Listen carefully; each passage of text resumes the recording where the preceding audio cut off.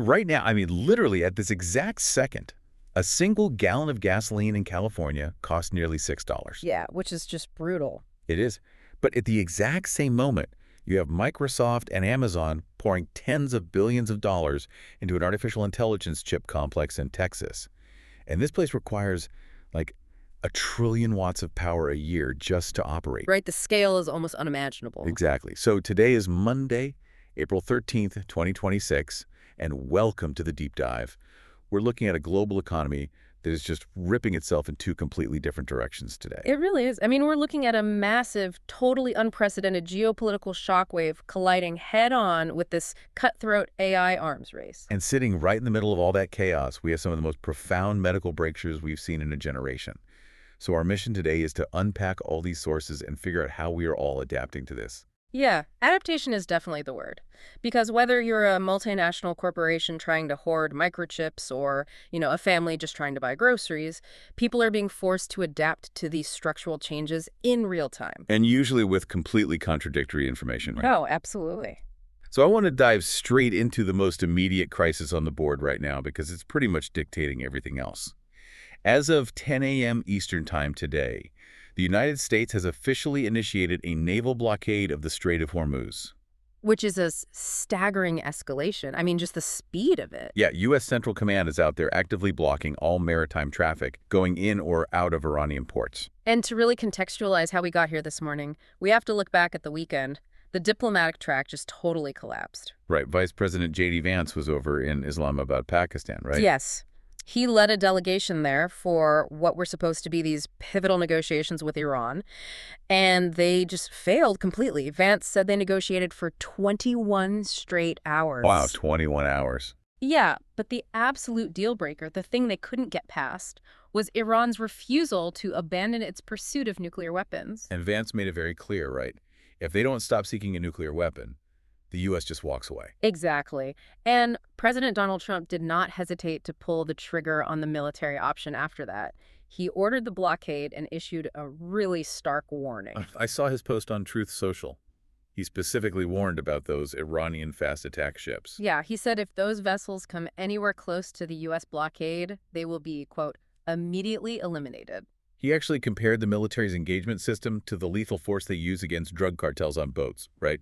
Like, quick and brutal. He did. But the geopolitical fallout from doing this unilaterally is just widening by the hour.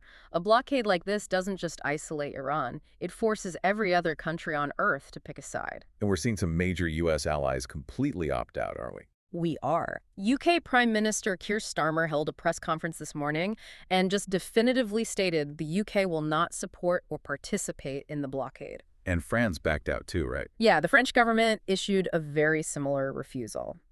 Now, U.S. Central Command did try to clarify things. They said they won't impede vessels traveling to non-Iranian ports and that the blockade applies to ships from any nation trying to access Iran. So it's impartial in that sense, but still, that fracture in the Western alliance is huge. I'm just trying to wrap my head around the logistics here. The Strait of Hormuz is essentially the global economy's main cardiovascular artery. That's a great way to put it. I mean, it's only about 21 miles wide at its narrowest point. 21 miles. And roughly a fifth of the world's daily oil consumption passes through there. Yeah. So if you constrict that artery, the whole body goes into a panic attack. And we are definitely seeing that panic attack in the physical oil markets today. The production numbers coming out of the Middle East are just in an absolute free fall. Because they're anticipating the blockade and dealing with all these collateral attacks. Exactly. If you look at the latest OPEC data month over month, Iraq's oil production has collapsed by a staggering 61%. 61. That is massive. It is. Kuwait is down 53%. The United Arab Emirates dropped 44%. And even Saudi Arabia, like the ultimate heavyweight, they're down 23%, right? Yeah, and our sources show their drop isn't just about ships being afraid of the strait. They've been trying to reroute their barrels directly to the Red Sea using their east-west pipeline. Basically trying to bypass the Persian Gulf altogether. Right. But Iran recently launched a targeted attack on that specific pipeline infrastructure. Oh, wow. Yeah, it knocked out 700,000 barrels per day of transit capacity just like that. So it's not just a blockade, it's a multi-vector supply shock.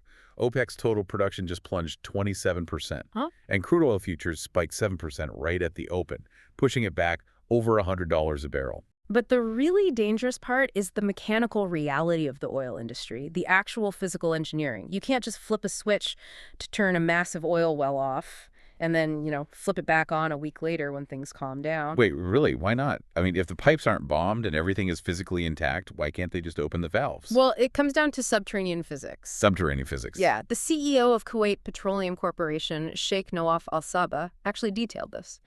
When you operate a well, you rely on underground pressure dynamics like injecting water or gas to force that heavy crude to the surface. Okay, that makes sense. So when you abruptly shut down production, that delicate pressure equilibrium totally collapses.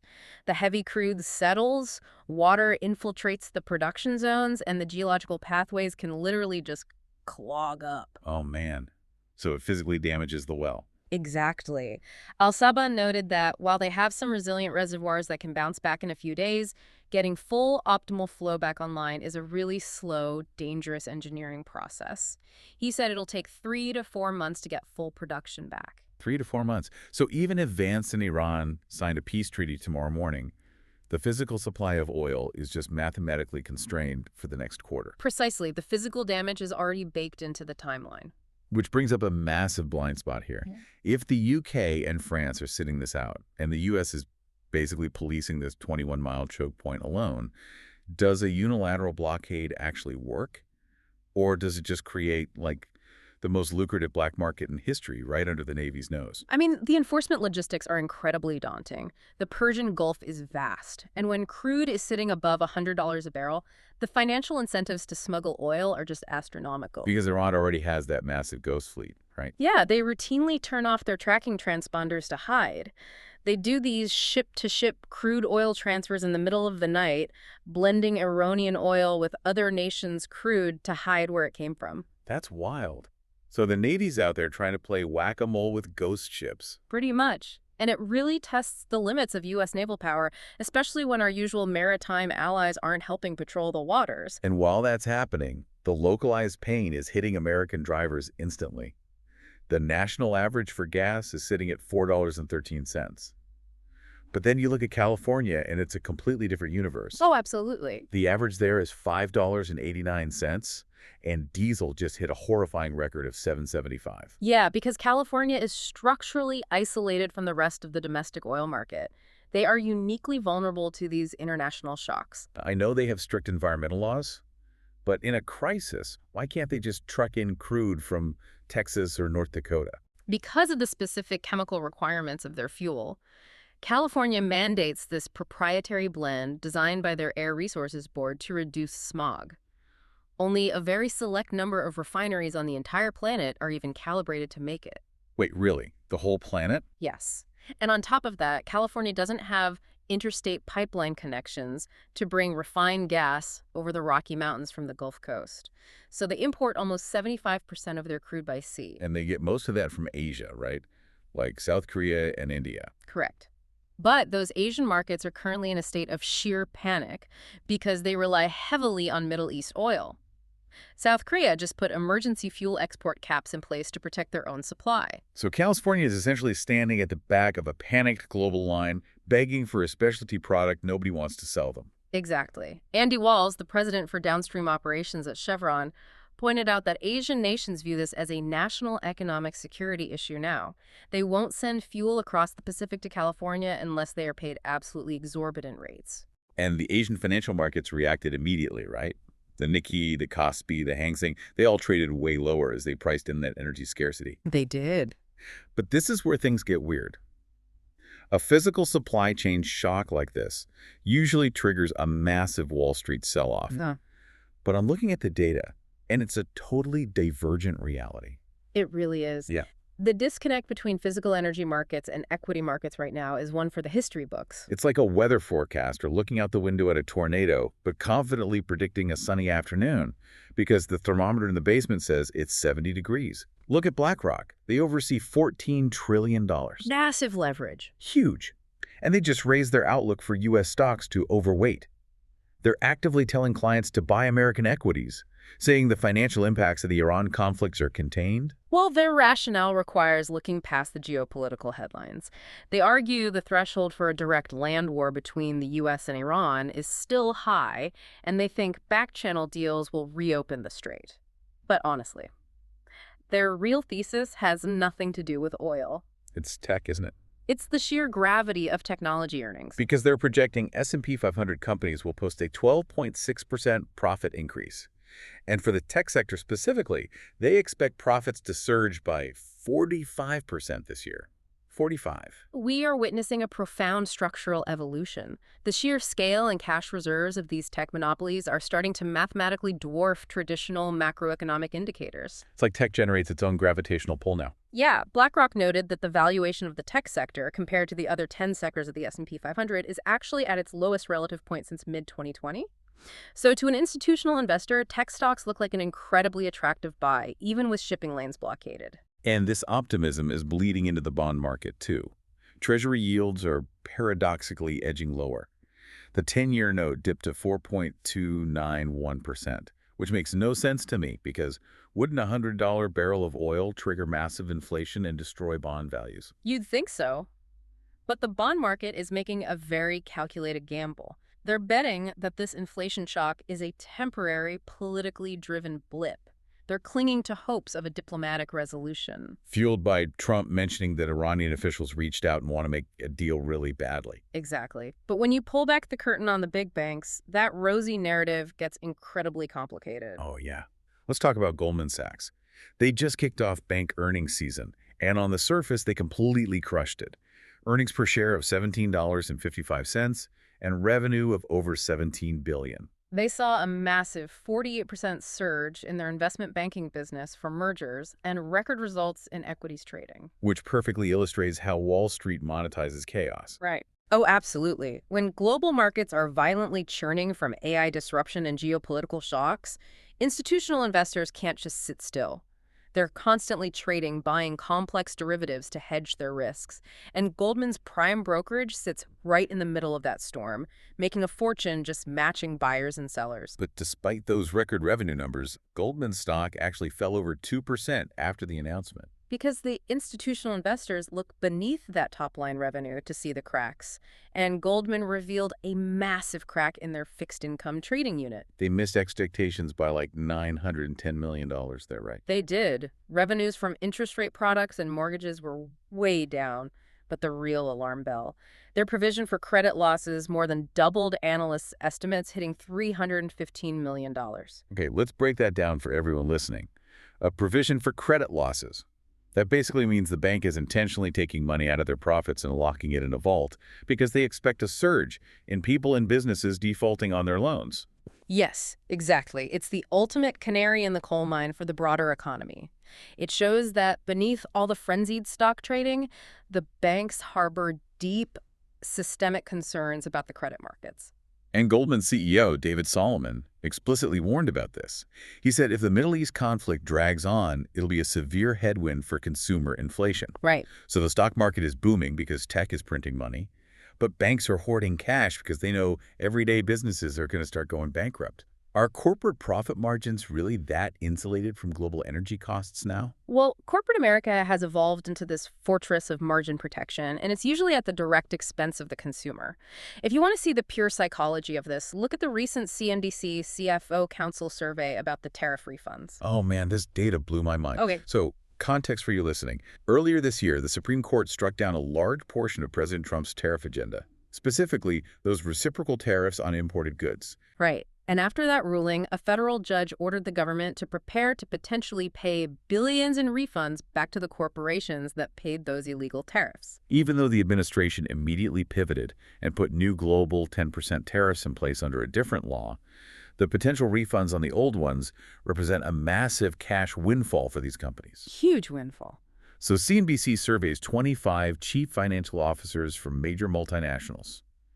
12 of them confirmed they plan to apply for these refunds. But when asked how many plan to pass those savings on to the consumer in the form of lower prices, Correct. zero. Yeah. Zero, absolutely none of them. 6 flat out said no, and the rest just hedged. Yeah, Mark Zandi, the chief economist at Moody's, analyzed this and said it's entirely predictable corporate behavior. When those tariffs hit initially, businesses took on massive logistical nightmares. They had to rewire global supply chains. So they feel they earned that money. In their minds, this refund check isn't a discount for the public. It's rightful compensation for the margin compression they endured. They're going to hoard that cash to fortify their balance sheets against the next shock. I know some politicians are floating proposals to intercept that money and distribute it as rebate checks to Americans, but analysts say that has essentially zero chance of surviving Congress. Yeah, that money is staying in the corporate vaults. And that hoarding trickles down immediately to the retail level.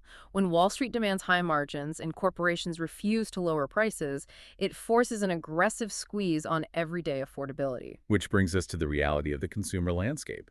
When you cross-reference retail, travel, and daily lifestyle metrics from our sources, it paints a very stark picture of what economists call a barbell economy. The barbell economy is a fascinating, brutal phenomenon. Picture a traditional weightlifting barbell. All the heavy weight, all the success is concentrated entirely at the two extreme ends, while the middle is completely hollowed out and thin. Let's look at one end of that barbell first. The high-end luxury consumer. They seem completely insulated from the oil shock. Look at Delta Airlines. Right. They just unveiled their new upgraded Delta One luxury suites for their incoming A350-1000s. They're adding beds that are 3 inches longer, premium pillow top cushions, more privacy doors. And the financial justification is clear. Delta reported that their premium ticket revenue is up 14% year over year. The whole airline industry is locked in this premium cabin arms race. Because the wealthier demographic is driving the vast majority of profit growth, totally ignoring the inflation-hitting economy class. And we see the exact same thing in the auto sector with Ineos Automotive. Oh, the Grenadier. Yes, this is a startup backed by a British billionaire, Sir James Ratcliffe. The origin story is wild. He allegedly came up with a concept for this rugged SUV while sketching on a napkin in a London pub called the Grenadier. And naturally, he named the vehicle after the pub. Naturally. But this isn't a cheap, bare-bones truck. It's a highly engineered luxury off-roader starting north of $71,000. And demand is surging.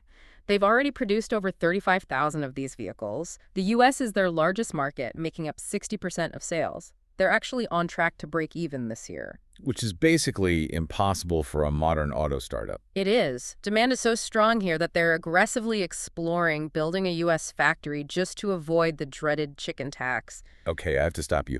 What does a luxury British SUV have to do with a tax on chickens?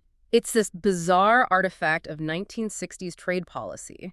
During a trade dispute with Europe over frozen chicken exports, the U.S. put a retaliatory 25% tariff on imported light trucks and commercial vans. And that's still on the books. It's still on the books. So to avoid paying a massive 25% penalty on every Grenadier imported, Ineos wants to build them domestically. It just highlights how much capital is flowing at that extreme high end. I do want to add a slight caveat there, though. LVMH, the conglomerate that owns Louis Vuitton and Dior, did slightly miss their earnings expectations for the first quarter. They only had 1% organic growth, and their stock took a hit. True, but our sources provide crucial context there. That sluggish growth was heavily impacted by the war in the Middle East, which shaved off a full percentage point of growth. Because the Middle East had been a huge expansion area for them before the conflict. Exactly. Plus, analysts noted that smaller, ultra-premium brands like Brunello Cucinelli saw their revenue jump 14%. The truly high-end consumer hasn't stopped spending. They're just shifting where they spend it. All right, so that's the thriving end of the barbell. Now we have to look at the other side, the everyday consumer. And this is where the squeeze is brutally apparent. Look at McDonald's. They are fighting a desperate ground-level war for the price-conscious diner. McDonald's historically relies on steady traffic from middle and lower-income consumers, but inflation drove menu prices so high that this demographic just stopped going. So to win them back, they're rolling out aggressive value campaigns. Lots of $3 items, a $4 breakfast meal deal. They're even overhauling their beverage strategy to undercut Starbucks and Dutch Bros. Right, the new refreshers. Yeah, mango pineapple, and crafted sodas like the dirty Dr. Pepper, which is Dr. Pepper with coconut syrup and lime. The CEO basically admitted this pivot is a necessary response to consumer exhaustion. But the squeeze isn't just about prices at the drive-thru. It's increasingly about the erosion of brand trust and product safety, like the premium activewear brand Lululemon. Yes, this is a massive story for anyone buying health and wellness products. Texas Attorney General Ken Paxton is officially investigating Lululemon over allegations their apparel contains PFAS. PFAS stands for per- and polyfluoroalkylous substances. They are a complex class of synthetic chemicals heavily utilized in manufacturing to make things water, grease, and stain-resistant. But most people just know them as forever chemicals, right? Because they literally do not break down in the environment or the human body. Exactly. The carbon-fluorine bond in PFAS is one of the strongest in organic chemistry. Because they don't degrade, they bioaccumulate. The EPA has linked them to severe health risks, endocrine disruption, liver damage, increased risks of kidney and testicular cancer. And Paxton's argument is rooted in consumer deception. He's saying that if a customer buys premium activewear from a brand whose whole identity is holistic, health, and purity, they would reasonably assume the clothes aren't laced with carcinogenic forever chemicals. Right. If this investigation proves those chemicals are present, it's a catastrophic betrayal of trust for a demographic that pays a huge premium. Lululemon stock is already down nearly 22% this year. It really illustrates how fragile the relationship between corporations and the middle class is. But if you want the most calculated mathematical application of the consumer squeeze, look at the streaming industry. The era of cheap, endless entertainment is definitively over. For the last decade, Wall Street only cared about subscriber growth. Companies like Netflix, Disney, Warner Bros., they spent billions on content and practically gave it away for $8 a month just to get eyeballs. But the macro environment changed. Interest rates rose, and Wall Street suddenly demanded immediate profitability. Netflix is the pioneer here. They're posting operating margins of almost 30% now. Which is insane for legacy media. But they got those margins by violently squeezing the viewer. They pushed their premium ad-free tier to $26.99 a month. They instituted that brutal global crackdown on password sharing. And most importantly, they pivoted aggressively toward advertising. They deliberately eliminated their cheapest basic ad-free plan, which forced a massive cohort of price-conscious consumers to either pay a huge premium or downgrade to a tier where they are forced to watch commercials. It's the ultimate bait and switch. 10 years ago, they lured us away from cable with a commercial-free buffet for $8. Now they're charging $27 just to get in, or $9 if you let them interrupt your movie with pharmaceutical ads.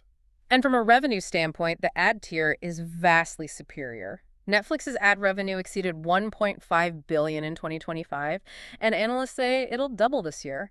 And because it worked, Disney, Warner Bros., Comcast, they're all doing the exact same thing. Systematically raising prices, adding inescapable ads, and forcing bundles to trap you in their ecosystem. I have to wonder, are they risking long-term brand damage by squeezing the middle class this hard? Or do they know consumers are just a captive audience? It's a calculated assessment of consumer elasticity. They're actively testing the mathematical threshold of human frustration. Using algorithms to calculate the churn rate, the exact point a user cancels. Finding out exactly how many price hikes will take. Right. And when every platform raises prices in unison, the consumer is trapped. You either pay or you stop participating in modern cultural entertainment. And when you aggregate all this, $6 gas in California, surging groceries, $27 streaming, corporations hoarding tariff refunds, the math of daily life just breaks down. Which leads us to this really sobering reality. The overwhelming reliance on the generational safety net. The financial burden has essentially bypassed the government and landed squarely on the family unit. There's a comprehensive recent study by Wells Fargo that illuminates this perfectly. The stats are genuinely startling. 64% of parents with Gen Z children, so young adults roughly 18 to 28, are still actively providing them with vital financial support.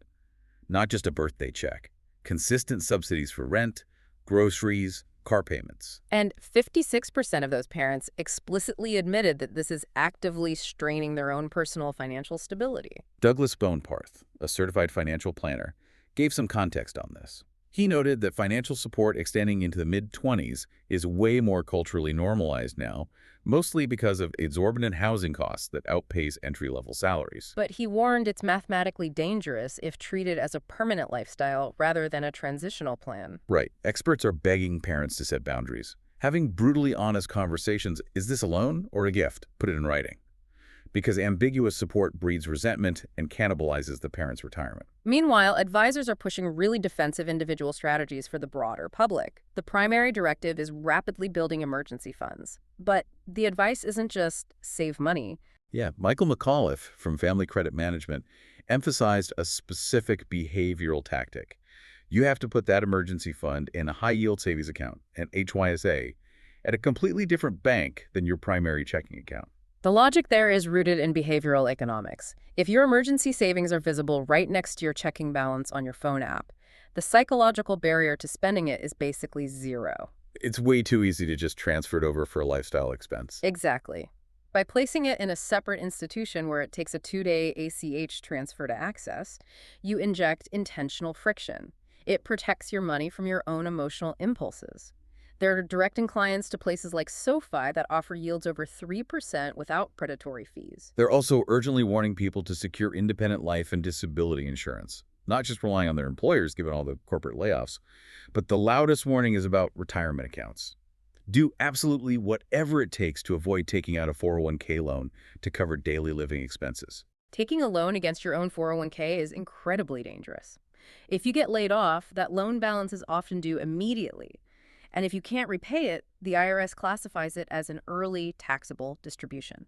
You get hit with massive income taxes plus a 10% penalty. It's a catastrophic way to access capital. So citizens are trying to build these personal fortresses, but at the exact same time, systemic government safety nets are being aggressively altered or dismantled. Let's look at the IRS and the no tax on tips provision. This was a cornerstone of President Trump's campaign, and the IRS just published the final binding rules. It allows service workers to deduct up to $25,000 in qualified tips from their federal income tax obligations. It covers over 70 occupations: bartenders, musicians, hairstylists, and the headline no tax on tips sounds like a massive windfall. But when you look at the actual math of the tax code, it's incredibly hollow. The catch is the difference between federal income taxes and payroll taxes. The new rule only exempts tips from federal income tax. Tipped workers are still legally obligated to pay the standard 7.65% payroll tax, which funds Social Security and Medicare. And the real gut punch comes from the Yale Budget Lab. They point out that more than a third of tipped workers in the U.S. don't even earn enough money annually to owe federal income tax in the first place. Right, because of the standard deduction. Exactly. The standard deduction is currently $15,750. If your total income falls below that, your federal tax burden is already zero. So this legislative victory completely bypasses the lowest earning workers who theoretically need it most. The illusion of a safety net is evident there. But we see a much more visceral dismantling of safety nets in higher education, particularly concerning undocumented students. For over 2 decades, states allowed undocumented students, DACA recipients, dreamers, to pay in-state tuition at public universities if they graduated from a local high school. 22 states did this. But the political winds have violently shifted. Texas is the flashpoint here. In 2001, Texas was actually the very first state to pass a law granting in-state tuition to these graduates, recognizing the benefit of an educated local workforce. But the Texas legislature just recently repealed it. So those students are now classified as non-residents and forced to pay out-of-state rates. And the financial disparity is staggering. The average out-of-state rate is roughly 3 times higher. A student's tuition bill jumps from $11,000 a year to nearly $32,000 a year. It's a mathematical wall that instantly prices an entire demographic out of a degree. And it's not an isolated incident, it's a highly coordinated federal and state effort. The Department of Justice is actively suing to strike down Virginia's DREAM Act. If the DOJ succeeds, tuition for those students in Virginia would skyrocket from $15,000 to upwards of $60,000 a year. And simultaneously, the Department of Education, under Secretary Linda McMahon, issued a definitive rule confirming undocumented immigrants are strictly prohibited from accessing federal financial aid, including Pell Grants. She explicitly said taxpayer-funded resources must be exclusively reserved for American citizens. Educational advocacy groups are sounding the alarm here. By erecting these insurmountable financial barriers, we are effectively forcing thousands of students to abandon higher education, which jeopardizes the skilled workforce pipeline. The financial responsibility for social mobility has basically been forcefully transferred from the state directly onto the strained family unit. It's like watching a generational relay race where the baton gets inexplicably heavier with each runner. That's a very accurate metaphor. I mean, are we just experiencing a temporary macroeconomic hangover from inflation, or is this elongation of adulthood delaying homeownership, delaying independence, a permanent structural reality? When you look at the permanence of elevated housing costs, the inflation of higher education, and the erosion of safety nets, all indicators point toward a permanent societal shift. The traditional milestones of adulthood have been fundamentally delayed. So human financial mobility is stalling out. But technological mobility is doing the exact opposite. It's advancing at light speed, completely unbothered by the struggles of the middle class, kicking off a cutthroat corporate arms race. We have to talk about the AI supercycle. The sheer scale of capital, engineering talent, and raw electrical energy going into AI right now is historically unprecedented. To understand the stakes, we have to start at the physical hardware layer. Let's look at Intel. Their stock just had a historic 9-day winning streak, surging 58%. It's their most aggressive run since the 1970s, and it's entirely fueled by alliances designed to secure the AI supply chain. Intel expanded their enterprise partnership with Google, supplying advanced Xeon 6 CPUs for Google's AI workloads. But the real catalyst is their involvement in Elon Musk's Terafab project. Terafab. It sounds like a facility out of a sci-fi novel. Musk is building an absolutely massive AI chip complex in Austin, Texas. The goal is to design custom silicon for SpaceX, xAI, and Tesla's robotics, and Intel is bringing their fabrication expertise. And the stated goal of Terafab is to produce chips capable of generating 1 terawatt per year of compute power. To grasp that, a terawatt is 1 trillion watts of power. A trillion watts. Yes. It's roughly equivalent to the total energy consumption of a highly developed, medium-sized nation. Concentrating that level of electrical output into a single location dedicated to AI requires infrastructure on a scale we've never seen. And Intel is perfectly positioned because unlike NVIDIA or AMD, who just design chips and outsource the manufacturing to Taiwan, Intel physically fabricates its own silicon domestically on U.S. soil. Which is why the U.S. government stepped in and bought a 10% equity stake in Intel last year. They view Intel's domestic foundries as a vital geopolitical asset. But while the hardware race needs concrete and copper, the software war is where the corporate espionage gets truly dramatic. Let's look at the internal chaos at OpenAI. A highly confidential memo from their chief revenue officer, Denise Dresser, just leaked. And it provides an unfiltered window into the ruthless strategy governing the AI space right now. Right, because since 2019, Microsoft poured over $13 billion into OpenAI. They were the golden couple of tech. But in this memo, Dresser explicitly states that while the partnership with Microsoft was necessary, it has also, quote, limited our ability to meet enterprises where they are. In the corporate tech world, that is a stunning admission. OpenAI is actively trying to escape the gravitational pull of Microsoft. They're leaning heavily into a new alliance with Amazon Web Services, integrating with Amazon's Bedrock platform. Right after Amazon pledged to invest up to $50 billion in OpenAI. It's like shifting loyalties in Game of Thrones. They were married to Microsoft, but now they're openly flirting with Amazon to win the enterprise kingdom. And why? Because they are absolutely terrified of Anthropic.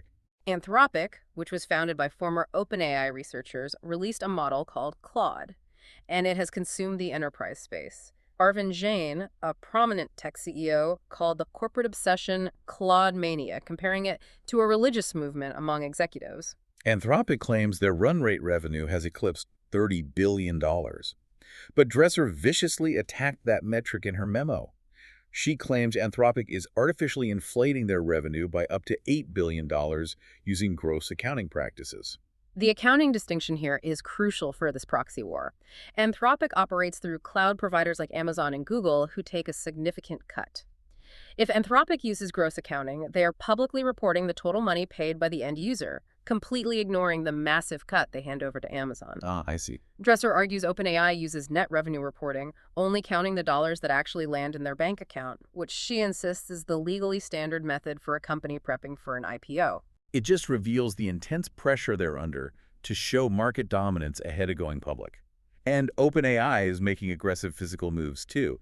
They just signed a lease for an 88,000 square foot permanent office in London for over 500 employees. Which is fascinating timing, because days prior, OpenAI officially halted their multi-billion-dollar Stargate AI infrastructure project in the UK, citing exorbitant industrial energy prices and regulatory hurdles. So they desperately want to harvest the elite engineering talent in London, but they absolutely refuse to pay the UK power grid to actually run their servers. It perfectly illustrates the borderless nature of tech entities.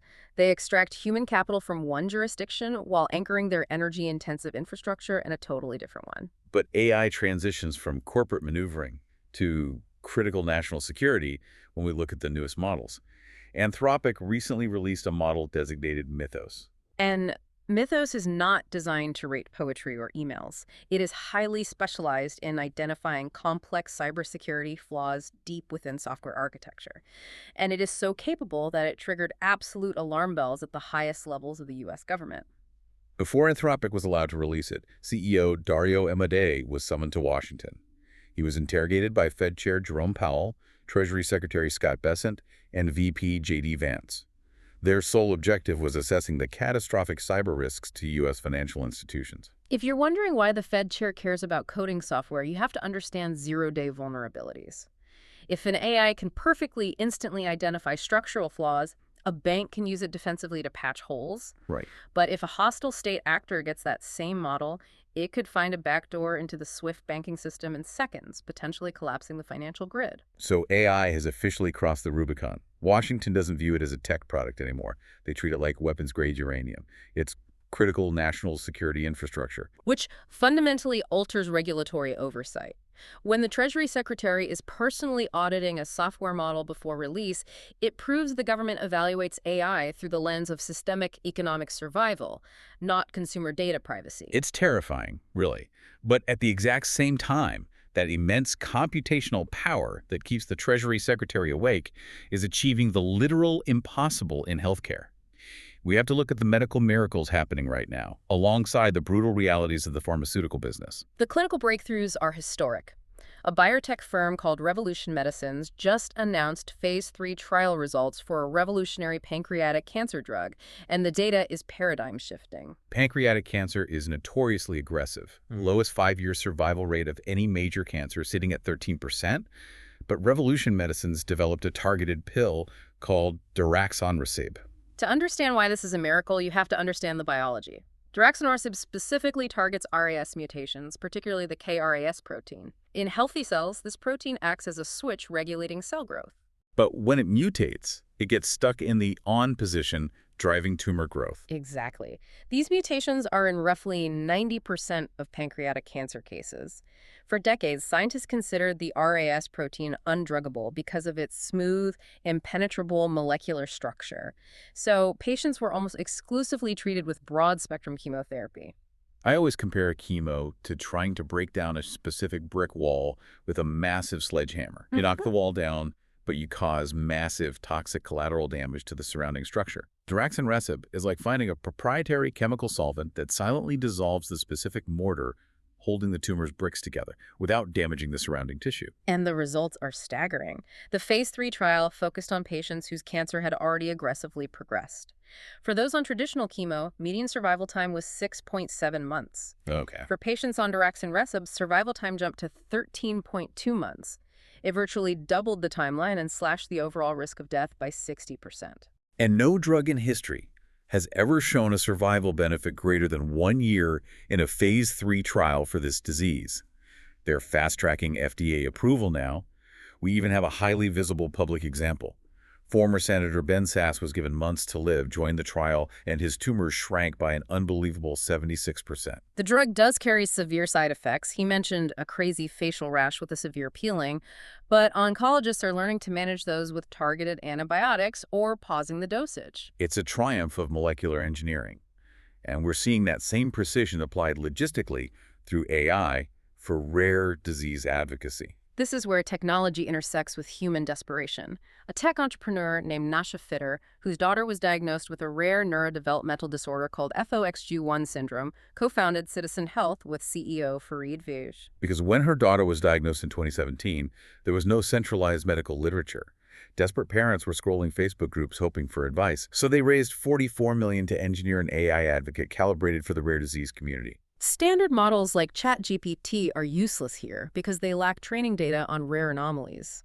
Citizen Health systematically aggregates medical records and genetic data from over 8,000 patients across 350 rare diseases. But the true innovation is their use of agentic AI. Unlike a chatbot that just answers a question, agentic AI can execute complex, multi-step actions across software platforms independently. It acts as a tireless digital proxy. It navigates hospital portals to schedule specialists. It drafts and submits exhaustive appeals to insurance companies when treatments are denied.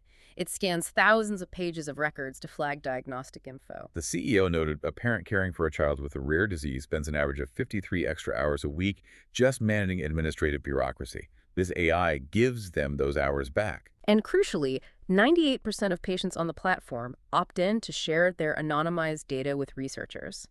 This massive data set allowed Fitter's Foundation to bypass a standard Phase 3 placebo trial. By providing the FDA with AI-aggregated natural history data, they saved potentially $80 million in trial costs and years of waiting. It's a literal lifesaver. But looking at the pharmaceutical business geographically, where is the capital actually flowing? Almost exclusively into the US and China, while Europe is alarmingly losing its status as a pharma powerhouse. Data from ING Research shows that in 1990, Europe accounted for 50% of global pharma R&D spending. Today, it's 26%. Meanwhile, the US controls 55%. Why? Several reasons. Europe suffers from fragmented capital markets and 27 different regulatory environments. Cross-border trials in the EU are a logistical nightmare compared to the FDA. But the biggest driver is drug pricing and trade policy, right? Yes. The U.S. operates on a free market system for drug prices, making them incredibly high, often 3 times higher than other developed nations. Pharma companies derive the vast majority of their global profits from American consumers. And President Trump's aggressive trade policies are squeezing the European market harder. He put punitive tariffs of up to 100% on imported branded pharmaceuticals if companies refuse to negotiate lower U.S. prices. He also championed a most favored nation pricing model.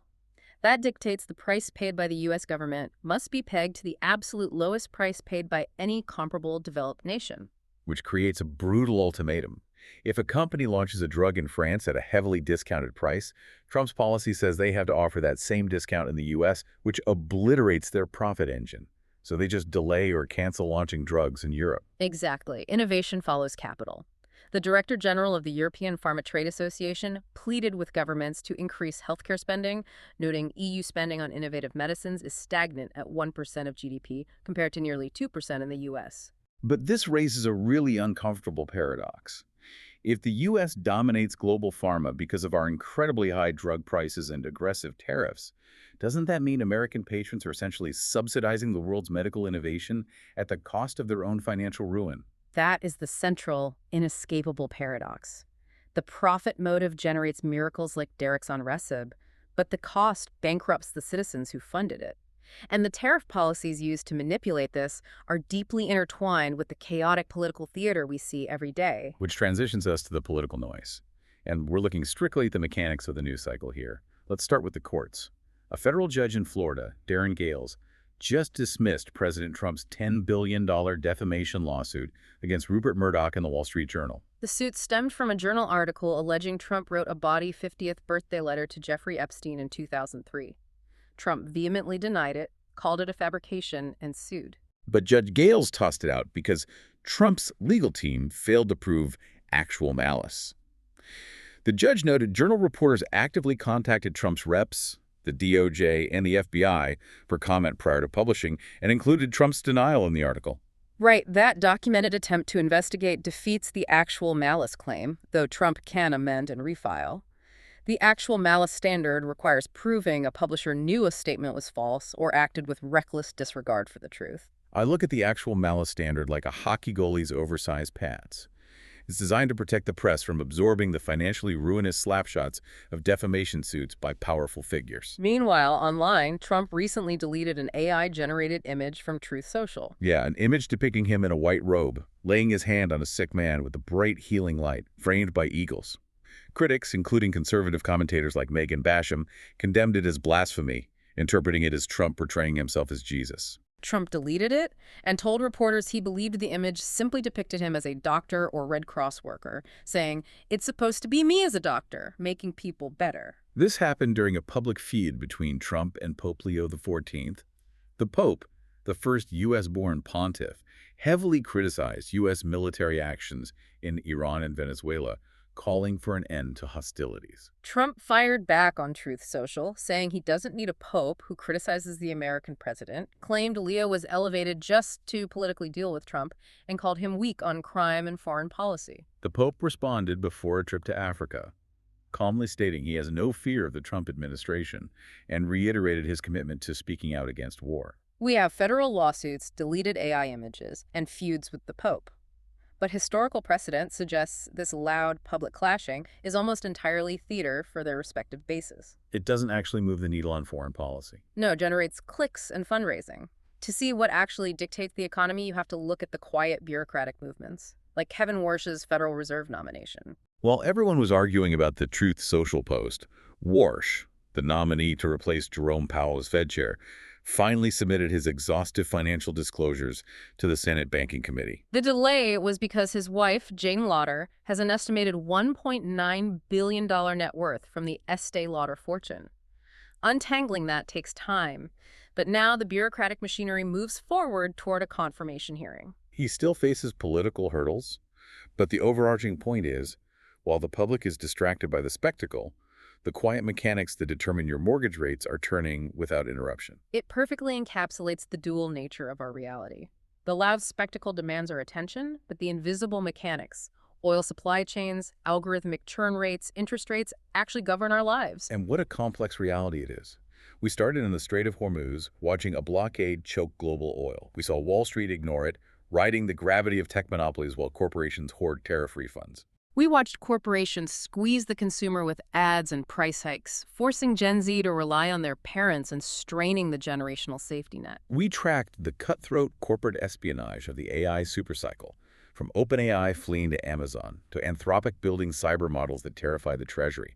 And we saw how the ruthless profit motives of pharma, supercharged by tariffs, are producing genuine miracles, shrinking pancreatic tumors. Utter chaos and staggering innovation, side by side. Which leaves me with one final thought for you to mull over. We talked about Gen Z relying on their parents for financial survival, and we talked about agentic AI acting as an advocate for rare disease patients. What happens in 5 years when the parental safety net snaps and is replaced entirely by a personal AI financial advocate? An AI that manages your budget, negotiates your bills, applies for jobs, and day-trades your portfolio. It would remove the human element from family support entirely. But could surrendering our financial autonomy to a flawless AI be the only thing that saves an entire generation from total financial ruin? Think about it. Thank you for joining us on this deep dive. Keep questioning the headlines, keep looking for the invisible connections, and we will see you next time.